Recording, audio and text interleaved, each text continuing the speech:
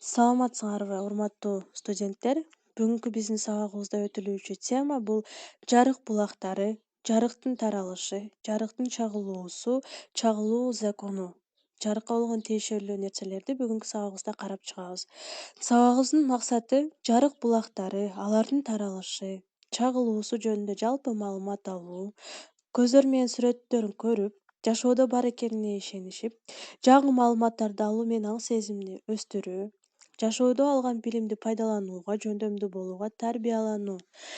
Бүгүнкү сабагыбыздын тиби бул албетте жаңы билим, түшүнүктөрдү өздөштүрүү. Анда эмесе темабызды талкуулай берсек, балдар, ай жана күн, караңгы менен жарык түшүнүгүнөн улам жаңы жарык булагы деген түшүнүк пайда болду. Жарык булактары экиге бөлүнөт: табигый жана жасалма.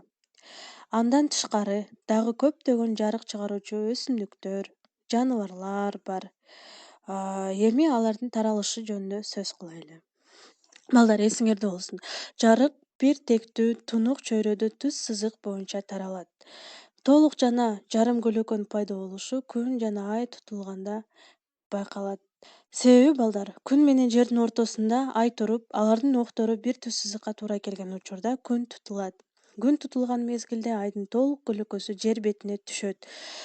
Кыргыз жергесинде күндүн тутулушу акыркы жолу 1999-жылдын августунда байкалган.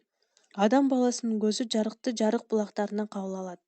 Ал эми көзгө көрүнгөн бардык эле нерселер өзүнөн жарык чыгарбайт. Алар жарыкты өзүнөн чагылтышат. Ар кандай нерсенин бетинен жарык ар түрдүүчө чагылат. Беттери бодуракай болгон нерселерден жарык чачырап чагылат. Чагылган жарык нурлары түш тарапка багытталат.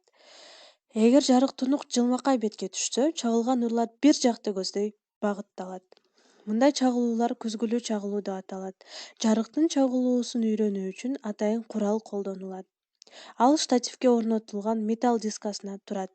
Дисканын бир четине жарык булагы орнотулган. Ал эми дисканын борборуна жарык түшүүчү ар кандай предметтер коюлат.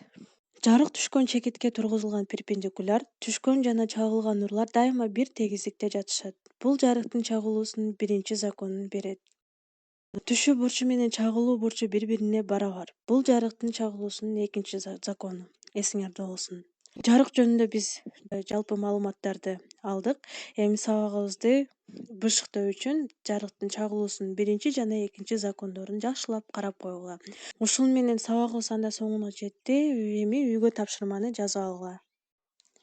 Эң биринчи эле бул албетте бүгүнкү лекциянын дептериңерге толугу менен көчүрөсүңөр жана бир эле дептериңерге эмес, эсиңерге да буну тутушуңар керек. Анан албетте жарыктын чагылуусун үйрөнүү үчүн атайын куралдын сүрөтүн көчүрүп, сүрөтүн дептериңерге тартасыңар. Жана биз баягы айтып кеткендей эле, ар кандай нерсенин бетинен жарык ар түрдүүчө чагылат дедик, Беттери бодуракай болгон жерден жарык чачырап чагылат. Ал эми тунук жылмакай бетке түшкөн болсо, чагылган нурлар бир жакты көздөй багытталат деп айттык. Ушул жарыктын таралышы, жарыктын чагылышына мисалдарды келтиресиңер. Анан ар бириңер мага үй тапшырмаңарды сүрөткө тартып WhatsApp'тан жөнөтөсүңөр. Анда эмесе саламатта калгыла, жакшы окугула.